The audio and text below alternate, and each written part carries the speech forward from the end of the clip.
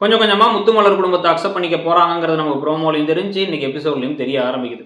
So முதல்ல வந்து இப்போ காவேரியும் விஜயும் வாக்கிங் வந்துகிட்டு இருக்கும் பொழுது என்ன நடக்குதுன்னு வந்து பார்த்தீங்கன்னா, அவங்க சிந்துவை பார்க்குறாங்க. சிந்து ஒரு மரத்தில் இருந்து ஒரு கொய்யாக்காயை பறிக்க ட்ரை பண்ணிக்கிட்டு இருக்காங்க. ஏன்னா பசி, சாப்பிடவே இல்லை. உடனே இவங்க என்ன பண்ணுறாங்க அப்படின்னா வந்து விஜய் அதை பறித்து கொடுத்துறாரு. அவங்க அதை வாங்கிட்டு அப்படியே ஓடிடுறாங்க. ரொம்ப அவமானமாக இருக்குது அவங்களுக்கு. அதனால் அந்த முகத்தை கூட காமிச்சிக்காமல் போயிடுறாங்க. அவ்வளோ பசியில் இருக்காங்க.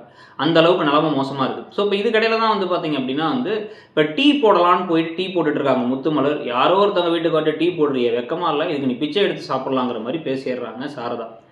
தனியாக நான் மட்டும் இருந்தால் பரவாயில்ல, பிச்சை எடுத்திருப்பேன், பிள்ளைங்களை பெற்றுட்டேனே, அதுங்களுக்கு சோறு போடணுமே, அதனால தான் அவங்களாம் அந்த வீட்டில் எந்திரிக்கிறதுக்கு முன்னாடி டீ போடலாம்னு நினச்சேன், சாரிக்கா அப்படின்னு வேற அவங்க சொல்லிட்டு நான் வந்து போய் சேர்ந்துடலாமான்னு கூட நினச்சேன். ஆனால் வந்து எனக்கு ஒரு பொம்பளை பிள்ளையை பெற்று வச்சிருக்கேனே, அதுக்காக உயிரோடு இருக்கேன் அப்படின்னு வேற சொல்லிட்டு போகும்பொழுது வேற வந்து கங்கா தடி கூட போகும்போது அவங்கள வேற பார்த்து கரிசனமாக பேசிட்டு வேற போகிறாங்க.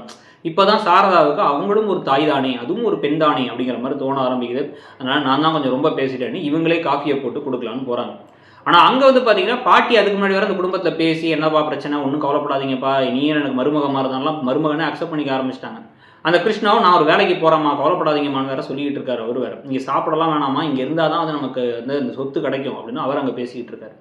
இதெல்லாம் பேசிக்கிட்டு இருக்கும் பொழுதே தான் அடுத்து வந்து பார்த்தீங்கன்னா காவேரி கிட்டக்க எப்பயும் போல சித்தியும் பாட்டியும் கோவப்பட, ஆனால் வயிற்றுல குழந்தை மூவ் ஆகுதுன்னு தெரிஞ்சவொடனே எல்லாரும் தொட்டு தொட்டு பார்த்து வயிற்றுல குழந்தைய பார்த்து பேசி அந்த குழந்தை தான் இவங்களை வந்து கொஞ்சம் கொஞ்சமாக வந்து ஒரு சாத்வீகப்படுத்தி வைக்குது, ஒரு சாந்திப்படுத்தி வைக்குது அப்படிங்கிற மாதிரி ஒரு விஷயத்தை கொண்டு போயிட்டு இருக்காங்க. ஆனால் இது எல்லாமே வந்து பார்த்தீங்கன்னா பாயிண்ட்லெஸ்ன்னு ஒரு வார்த்தை இருக்குல்ல, அதாவது எதை நோக்கி பயணிக்குதுன்னு தெரியாமல் சும்மா போயிட்டு இருக்கு அப்படிங்கிற மாதிரி தான் போயிட்டு இருக்கு. இந்த குடும்பத்தை ஏன் கூட்டு வரணும், இந்த குடும்பத்தை கூட்டு வந்ததுனால இந்த கதை என்ன வந்து அச்சீவ் பண்ண விரும்புது, என்ன சாதிக்க விரும்புதுன்னு எதுவுமே கிடையாது.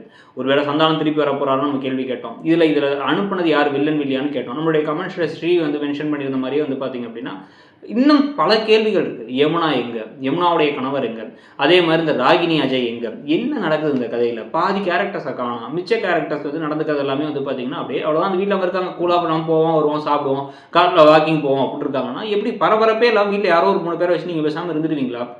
ஒரு சொல்யூஷனை கொண்டு வர மாட்டீங்களா?